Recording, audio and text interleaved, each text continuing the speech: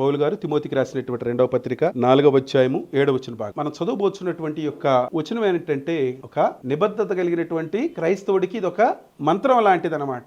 ఆ మంత్రం ఏంటంటే పౌలు గారు ఏమంటున్నారంటే ఇక్కడ మంచి పోరాటము పోరాడి తిని నా పరుగు కడముట్టించి తిని విశ్వాసమును కాపాడుకుంటుని అనేటువంటి విషయం. ఇది క్రైస్తవుల అందరి యొక్క జీవితాల్లో ఇది ఒక మంత్రంగా మనందరికి కూడా పనిచేయాలి. తన యొక్క జీవితంలో క్రీస్తు కోసం పడినటువంటి ఆ యొక్క ప్రయాసం అంతయు కూడా ఆత్మీయ విజయానికి మూలముగా వెల్లడిస్తూ ఉన్నాడు. ఒకటి ఇక్కడ గుర్తుపెట్టుకోండి, పౌలు గారు మంచి పోరాటము పోరాడి తిని అనేటువంటి ఆ యొక్క మొదటి భాగంలో ఏమున్నది అని అంటే పౌలు గారి యొక్క ప్రయాణానికి సాదృశ్యముగా ఉన్నది. మనం కూడా మన యొక్క జీవితాల్లో మంచి పోరాటం పోరాడాలి అని అంటే మన జీవితంలో మనం చేసేటువంటి ప్రతి ఒక్క పని కూడా మన యొక్క జీవిత ప్రయాణంలోనే మనం గుర్తుంచుకోవాలి. పౌలు గారు తన యొక్క మంచి పోరాటంలో ఏం చేశాడు అని అంటే ఆయన తన యొక్క సేవా పరిచర్యలో ఎన్నో కష్టాలను పడ్డాడు, పరీక్షలను ఎదుర్కొన్నాడు. శత్రువులతో చేసినటువంటి ఆత్మీయ యుద్ధాలని మనం ఒకసారి జ్ఞాపకం చేసుకుంటే మంచి పోరాటం పోరాడాడు అనేటువంటిది మనందరం కూడా గ్రహించగలం. క్లుప్తంగా ఒక సారాంశాన్ని మనం ఏం గ్రహించాలంటే క్రైస్తవుని యొక్క జీవితము ఒక యుద్ధము అని చెప్పి మనందరం కూడా జ్ఞాపకం చేసుకోవాలి. మన మీద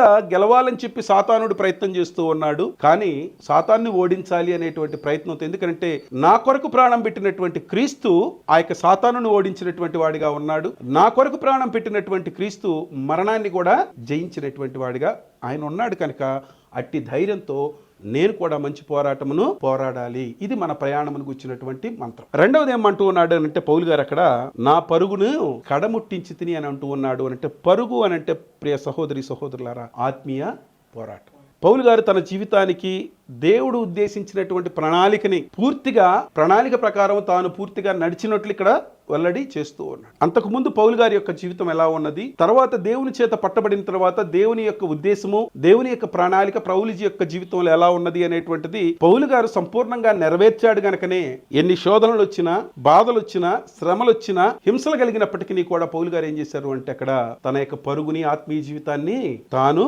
ఆత్మీయ పోరాటాన్ని పోరాడినటువంటి వాడిగా ఉన్నాడు. చివరిగా వచ్చేటప్పటికి పౌలు గారు ఏమంటున్నా అంటే విశ్వాసమును కాపాడుకొనిటిని అనేటువంటిది ఏంటంటే ఇది మన యొక్క బాధ్యతని గుర్తు చేస్తుంది, మన యొక్క నిబద్ధతని గుర్తు చేస్తుంది యొక్క వచ్చిన భాగం అనేది. ఎందుకు అన్నానంటే నేను మంత్రం అనేటువంటిది ఇది ప్రయాణాన్ని గురించి తెలియజేస్తూ ఉన్నది, ఆత్మీయ పోరాటాన్ని గురించి తెలియజేస్తూ ఉన్నది, అదేవిధంగా నిబద్ధతను గురించి కూడా తెలియజేస్తుంది. మన యొక్క కమిట్మెంట్ అనేటువంటిది దేవుని పట్ల ఎలా ఉన్నది అనేటువంటిది మనకి చాలా స్పష్టంగా తెలియజేస్తూ ఉన్నారు. విశ్వాసమును కాపాడుకుంటుని అని అంటూ ఉన్నాడంటే పౌలు గారు ప్రారంభం నుంచి చివరి వరకు కూడా నా యొక్క విశ్వాస జీవితాన్ని, విశ్వాస యాత్రను నేను ముగించాలి, దానిని నేను కాపాడుకోవాలనేటువంటిదే ప్రాముఖ్యమైనది. కనుక 2024 సంవత్సరం ముగింపు రోజున పౌలు గారి వలె ఒక మంచి పోరాటమును పోరాడాలి, పరుగుని కడముట్టించాలి, విశ్వాసమును కాపాడుకోనాలి.